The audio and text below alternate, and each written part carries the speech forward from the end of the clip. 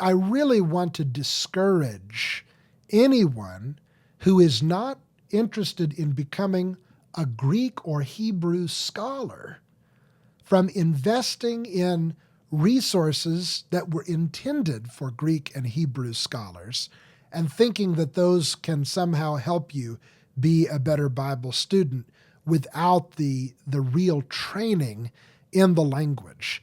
If you use a lexicon, for instance, a dictionary, I mean, if I gave you a novel that was written in the Dutch language and you can't speak Dutch, you know nothing about Dutch. Maybe I gave you a novel that was written in Vietnamese or something like that.